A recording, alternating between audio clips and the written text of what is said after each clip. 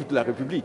Et donc voilà un concept nouveau, occupation du terrain. Président, c'est bien beau. Mais là, aujourd'hui, nous remarquons que Joseph Kabila a violé la Constitution, il a violé l'accord. Il est en train de faire le débauchage au sein de l'opposition du Rassemblement. Et pour fragiliser tout ce que vous déteignez comme parti de pouvoir à tant que politicien, quel type de garde il faut que vous mettez en sorte que Kabila ne tue pas ses joueurs avec les politiciens?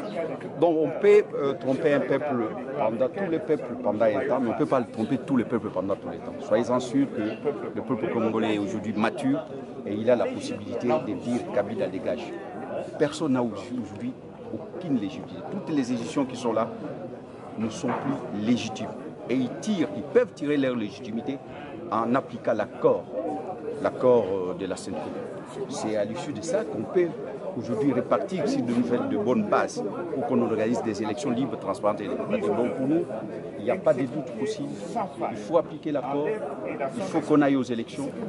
Les élections libres, transparentes et démocratiques. Ce n'est pas le gouvernement qu'on vient de mettre là qui va nous amener aux élections, parce que vous avez suivi, vous avez des journalistes, le peuple attend la nomination de Félix Tshisekedi, le vrai président du Rassemblement.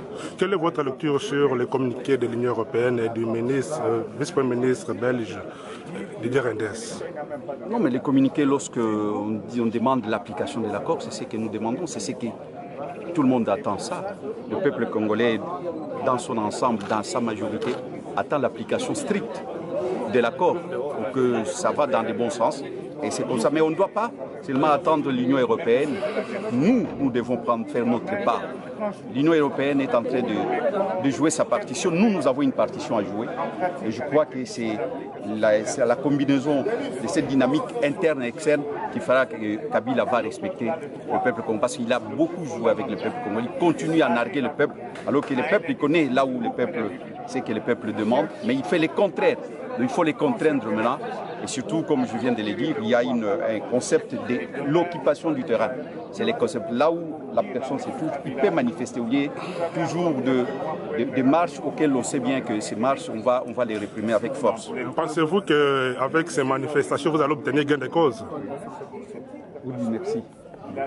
Pensez-vous avec ces manifestations, vous allez obtenir gain de cause? Oui, bien sûr. Comment on ne va pas obtenir gain de cause? Ça, le peuple, lorsqu'il se met debout, il est plus fort qu'une bombe atomique. Personne est plus fort que le peuple. Donc c'est pour ça qu'on l'appelle souverain primaire. On obtiendra bien des causes. Pourquoi pas? Donc Kabila ne voulait pas d'un deuxième dialogue. Il a été contraint pour le deuxième dialogue. Plusieurs fois, ils ont tenté de bidouiller la Constitution. Mais c'est par la détermination du peuple congolais que cela a été stoppé net. Donc on doit toujours faire confiance au peuple. On n'a pas une autre arme plus puissante qu'activer le peuple, mettre le peuple en action. C'est ce qu'on va faire. Merci beaucoup. C'est moi qui vous remercie.